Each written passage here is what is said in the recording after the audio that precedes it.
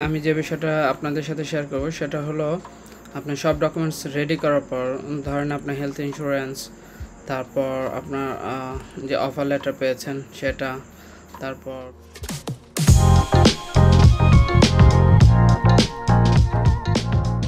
Information, tuition fee, মানে সব কিছু আসলে গোছানোর পর আপনার ফাইনাল যে ডকুমেন্টটা সাবমিট করবেন সেটা হলো ইতালির ভিএফএসে আপনার অ্যাপ্লিকেশন ফর্মটা সাবমিট করতে হবে। এখন এই অ্যাপ্লিকেশন ফর্মটা মূলত সাবমিট করার আগে আপনাকে এটা সুন্দরভাবে ফিল আপ করতে হবে। এই ফিল আপটা আপনি লিখিত আকারে দিতে পারেন, আবার চাইলে আপনি পিডিএফটাকে এডিট করে কম্পিউটারে সেখান থেকেও আপনি দিতে পারেন। তো এটা মূলত আপনি কিভাবে প্রসেসটা করবেন এটা আমি দেখিয়ে দিচ্ছি। এই ফর্মটি ছাড়া আসলে মূলত আপনার অ্যাপ্লিকেশনটা কখনো হবে না, কি বলা হয়, অ্যাকসেপ্টেবল হবে না। এটাই মূলত সব, এটার মধ্যে সব কিছু আপনার গোছানো থাকবে। মূলত এই ফর্মটাই ফার্স্ট অফ অল দেখা হয়। সো এই ফর্মটা অবশ্যই নির্ভুলভাবে কারেকশন যেন না হয়, একদম নির্ভুলভাবে সুন্দর করে ফিল আপ করে এটা জমা দিতে হবে। ওকে, তাহলে চলুন দেখে নিই মূলত কীভাবে এটার কাজ করতে হবে। ফার্স্ট অফ অল আপনি আপনার যে কোনো একটা ব্রাউজারে ঢুকবেন, ব্রাউজারে ঢুকে আপনি গুগলে যাবেন, গুগলে গিয়ে লিখবেন ভিএফএস ইতালি ঢাকা। ওকে, এটা লেখার পর এখানে দেখবেন আপনার ফার্স্টে যে ওয়েবসাইটটা আসবে এটার মধ্যে ক্লিক করবেন। ক্লিক করার পরে আপনার কয়েকটা লিঙ্ক থাকবে। এই যে দেখেন, start now, apply for a visa, find a centre, track your application, premium service. আচ্ছা, আপনি ফার্স্টে যেটা করবেন অ্যাপ্লাই ফর এ ভিসা, এটাতে ক্লিক করবেন। এটাতে ক্লিক করার পর এই যে আইডেন্টিফাই ভিসা টাইপ দেখেন এইখানে। তো এইখানে আপনি মূলত আপনার যেটা দরকার সেটা হলো visa type D. Visa type D যেটা, সেটা হলো মূলত স্টুডেন্টের জন্য। এই যে এইখানে দেখেন, এই যে স্টাডি ভিসা, স্টাডিতে সিলেক্ট করবেন। স্টাডিতে সিলেক্ট করার পর কি কি লাগবে এইখানে আপনি ওভারভিউ একটা দেয়া আছে, মানে ভিসা ফি কত, ডকুমেন্টস কী কী দরকার, ফটো স্পেসিফিকেশন, মানে সব কিছু ডিটেলস এখানে দেওয়া আছে। ফটোর সাইজটা কত হবে সেটা দেওয়া আছে। এটা আপনি ক্লিক করে করে দেখে নেবেন। ডাউনলোড ফর্মে দেবেন। ডাউনলোড ফর্মে দিয়ে এই যে দেখেন long term D type for more than 90 days, এটা ডাউনলোড করবেন। আর এই যে শর্ট টার্ম যেটা আছে সি টাইপ, এটা মূলত এই আপনার কী বলা হয়, ঘুরতে যায় যারা, তাদের জন্য। তো লং টার্ম ডি টাইপ এটার মধ্যে ক্লিক করলে আপনার ফর্মটা মূলত যে এরকম আসবে। আসলে আপনি যেটা করবেন ডাউনলোড করে নেবেন। ঠিক আছে, ডাউনলোড করবেন। তো ডাউনলোড আমার হয়ে গেল। ডাউনলোড হওয়ার পরে এটা আপনি দুইটা থ্রুতে মূলত ফিল আপ করতে পারেন। একটা থ্রু হলো আপনি ধরেন সরাসরি ফর্মটা আপনি ওপেন করলেন, ওপেন করে আপনার যদি পিসিতে মূলত পিডিএফ এডিটর থাকে বা আপনার যদি ম্যাকবুক হয়ে থাকে সেক্ষেত্রে আপনি এটা এখান থেকে আপনি ফিল আপ করতে পারবেন। তাহলে আমরা একটু দেখে নেই মূলত এটা আমরা মূলত ফর্মটা কিভাবে আমরা পিসি থেকে কিভাবে ফিল আপ করতে পারি, এটা একটু দেখাই আপনাদেরকে। ধরেন কোথায় গেল, এই যে দেখেন, এটা আপনি ওপেন করলেন। ওপেন করার পর যদি আপনার ম্যাক থাকে এখান থেকে আপনি ফিল আপ করতে পারবেন। ঠিক আছে, এই যে এখানে ক্লিক করবেন। ক্লিক করার পর আপনার সব অপশনগুলো চলে আসবে এখানে। এখানে ক্লিক করলে দেখেন আপনি আপনার হাইড স্লাইড বার না দিয়ে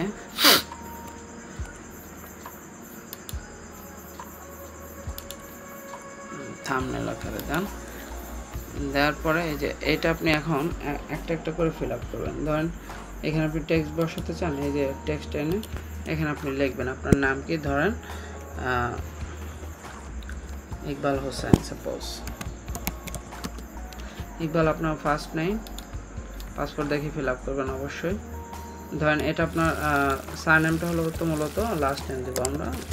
দেন আপনার ফুল নেম হলো ইকবাল হোসাইন, সো আমরা ফার্স্টে হোসেন দেবো। আর ফার্স্ট নেম এখানে দেবো হলো, আবার টেক্সট নেব, টেক্সট নিয়ে এটা এখান থেকে পুল আপ করে এখানে আমরা দিয়ে দেবো। ঠিক আছে, এখানে দেবো ইকবাল। আচ্ছা, যাই হোক, এটা আমি মূলত এখান থেকে মূলত দেখাচ্ছি কীভাবে ফিল আপ করতে হয়। কিন্তু এইটা ম্যাক্সিমাম ক্ষেত্রে বেশিরভাগ আমাদের অ্যাভেলেবেল থাকে না, মানে পিসি থেকে এটা আমাদের ফিল আপ করাটা অলমোস্ট ইম্পসিবল হয়ে যায় যদি না ম্যাক ইউজার না হয়। ঠিক আছে, আর পিডিএফ সফটওয়্যারটাও খুব প্রিমিয়াম থাকে। এই জন্য আমরা যেটা করব, গুগলে গিয়ে আমরা লিখব মূলত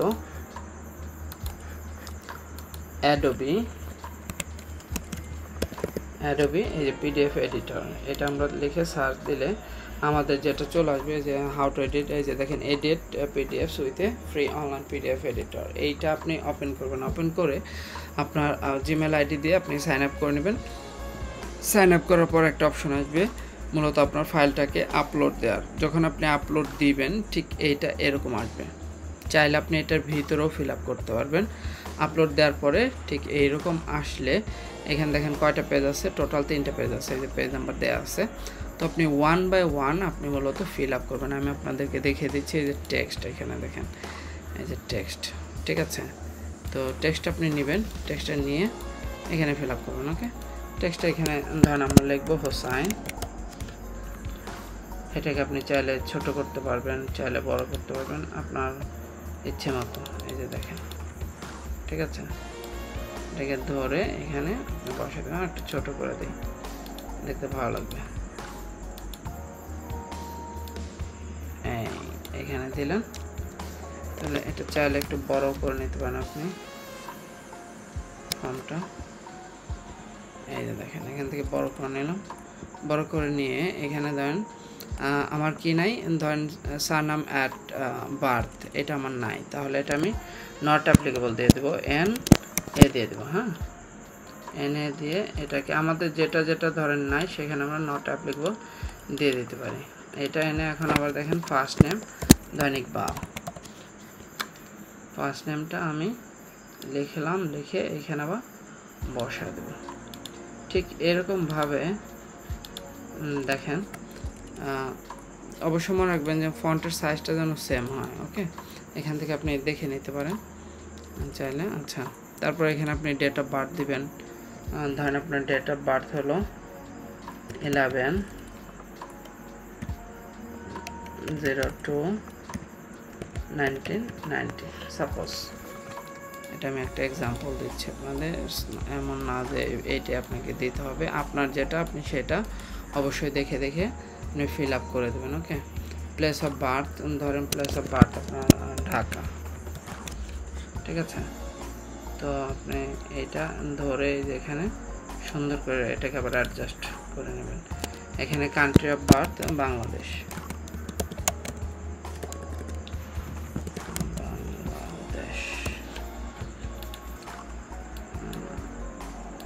অবশ্যই এটাকে আপনার সেট আপ করে নিতে হবে। ধরে ধরে বারবার চেক করবেন, আপনি বারবার চেক করে ফাইনালি এটা আপনি ডাউনলোড দেবেন। ওকে, তারপর দেখেন কারেন্ট ন্যাশনালিটি কি সেটা দেবেন। Nationality at birth if different, যদি আপনার বার্থের সময় আপনার কোনো অন্য কোনো দেশে আপনার বার্থ হয়ে থাকে সেটা আপনি মেনশন করবেন।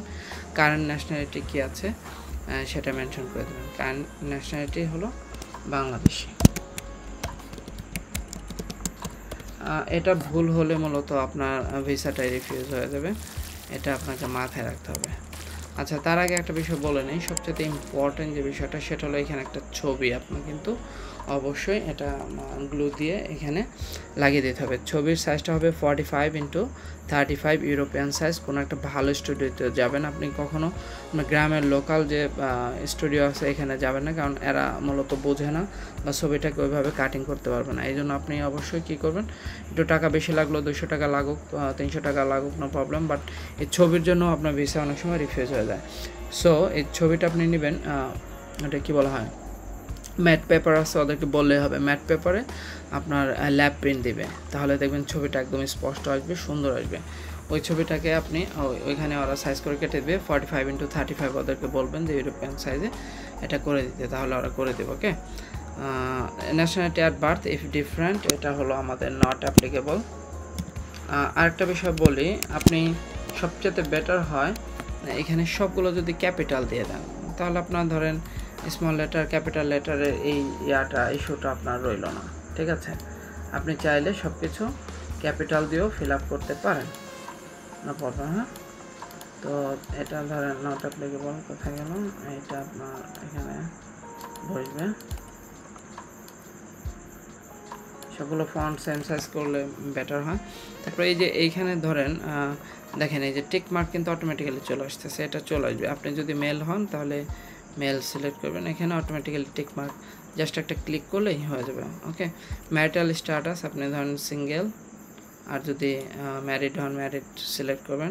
In case of minor surname first name address if different from applicants and nationality of the holder of parental responsibility legal guardian, এটা যদি মাইনর থাকে মানে বাচ্চা থাকে শিশু, তাহলে আপনি এখানে নট অ্যাপ্লিকেবল দিয়ে দেন, যেহেতু আপনি study visa you are not a child. So এইটা আপনি এখানে দিয়ে দেন। আচ্ছা, এখন আমরা দেখেন 11 নাম্বার আছে টাইপ অফ ট্রাভেল ডকুমেন্ট। এখানে হলো অর্ডিনারি পাসপোর্ট, ক্লিক করব। তারপর নাম্বার অফ ট্রাভেল ডকুমেন্ট মানে আপনার পাসপোর্ট নাম্বারটা সেটা এখানে দিবেন।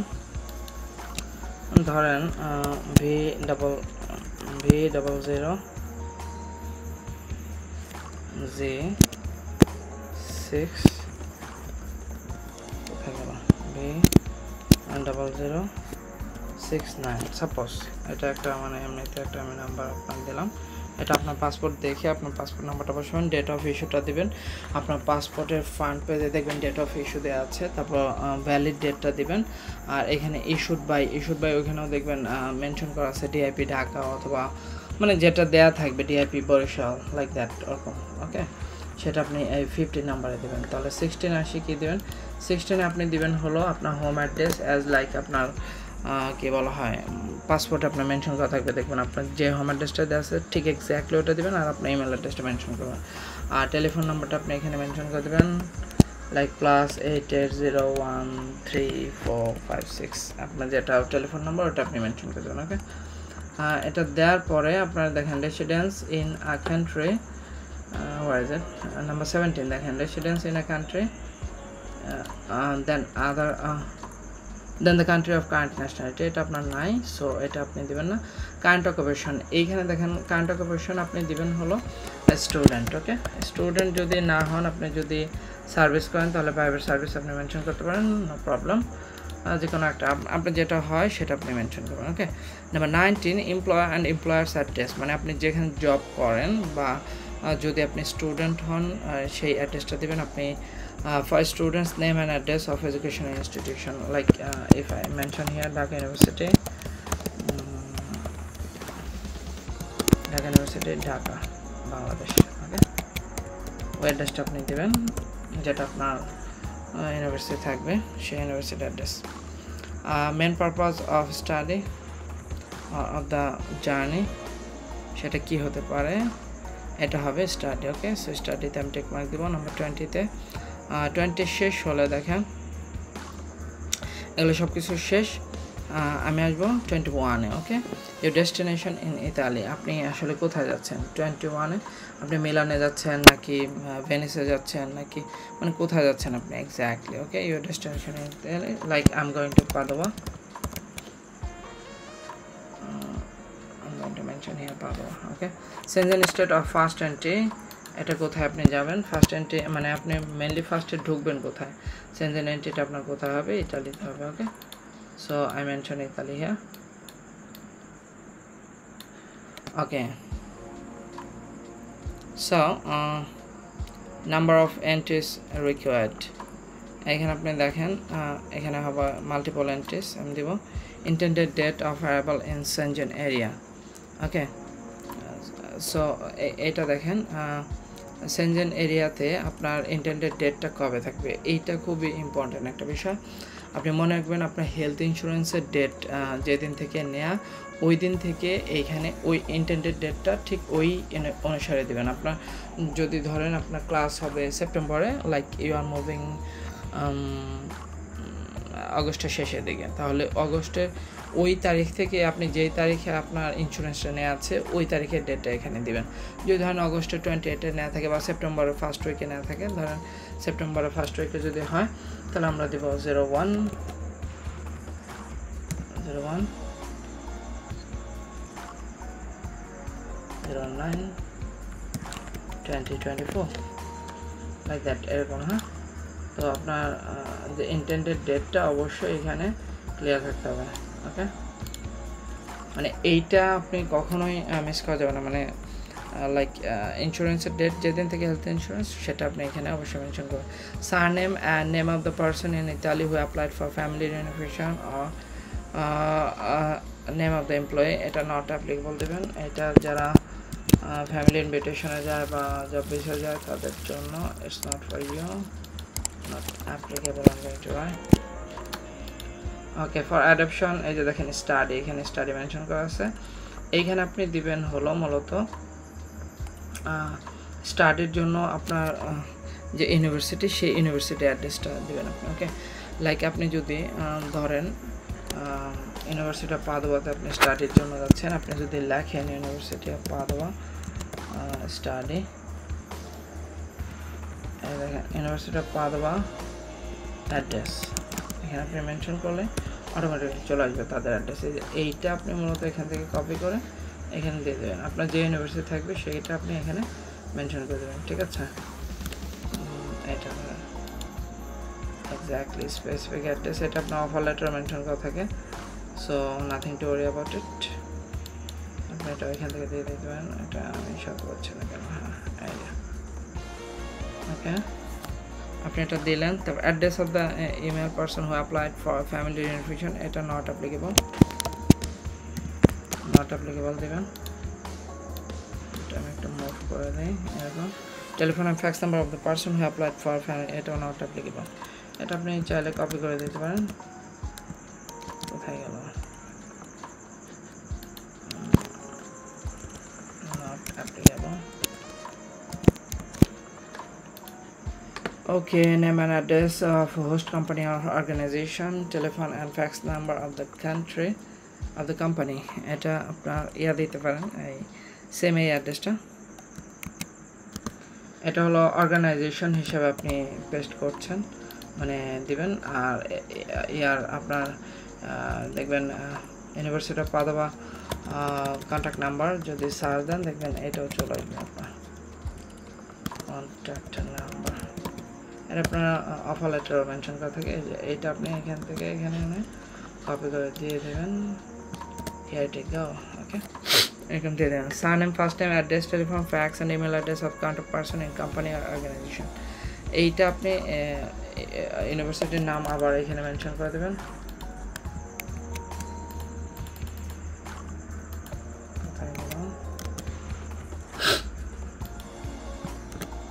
সেম, বাট এইখানে আপনি ইয়াটা দিয়ে দেবেন, ওদের ইমেল অ্যাড্রেসটা দিয়ে দেবেন। ইমেল অ্যাড্রেসটা আপনার দেখবেন অফার লেটারে মেনশন করা থাকে, okay. Contact email address, university of Padova email address, এটাও সার্চ করলে আপনি পেয়ে যাবেন। যে কোনো ইউনিভার্সিটি মানে যেটা আপনার দরকার মূলত সেই ইমেল অ্যাড্রেসটা আপনি এখান থেকে নিয়ে নিতে পারবেন, ওকে। এই যে দেখেন এখানে দেওয়া আছে ইউনিভার্সিটি, আপনার ইউনিভার্সিটি এনরোলমেন্টের যে পেপারটা সেটার মধ্যে আপনার ইমেল অ্যাড্রেস দেওয়া থাকে, মানে ওদের সাথে আপনি কীভাবে যোগাযোগ করবেন, ওকে। যদি আপনি দেখেন যে না মিলে মূলত ইমেল অ্যাড্রেসটা আপনি নেবেন না, আপনার প্রি এনরোলমেন্ট যেটা ফর্ম থাকবে সেটার মধ্যে আপনার ডেফিনেটলি ওদের ইমেল অ্যাড্রেস দেওয়া থাকবে, সেইখান থেকে আপনি নেবেন, অথবা এই যেখান থেকে নিচ থেকে আপনি কপি করে নিতে পারেন, ওকে। এই যেখান থেকে কপি করে নিতে পারেন, এই যেখান থেকে urp@unipd.it, সেটাও আপনি এখান থেকে ওদের কপি করে এখানে দিয়ে দেবেন, লাইক মানে আমি এটা ফিল আপ করছি না, এটা আপনি করে দিন আপনার ইউনিভার্সিটি অনুসারে, okay. So cost of travelling and where is it, number 28, cost of traveling and living during the applicant's stay is covered by applicant। এইটা যদি আপনি নিজে হন আপনি নিজে দেবেন, আর যদি স্পন্সর হয় স্পন্সর দেবেন। ধরেন স্পন্সর এখানে দিয়ে দেবেন cash, something cash and other place, এখানে আপনি দিয়ে দেবেন ব্যাঙ্ক স্টেটমেন্ট,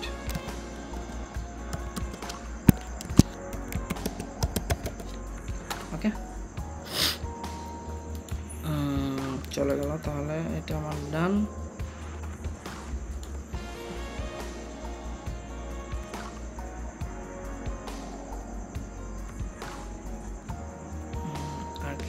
এখানে কত আছে 29,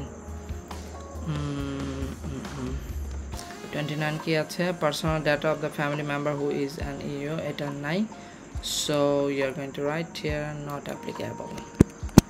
এটা মেনশন করলে আপনার ভিসা হওয়ার পসিবিলিটি কমে যেতে পারে এটা, so I am not going to write here anything, not applicable দেব, নট অ্যাপ্লিকেবল মানে আপনার ইয়াতে কেউ থাকে কি না, ইইউ কোনো মেম্বার আছে কিনা, তার ডিটেলস দাও এখানে, এরকম তারা চাচ্ছে। I don't have anything. আর তাদের সাথে রিলেশন এটা কেউ আছে কিনা, এক্ষেত্রে আমি নট অ্যাপ্লিকেবল দিয়ে দেবো।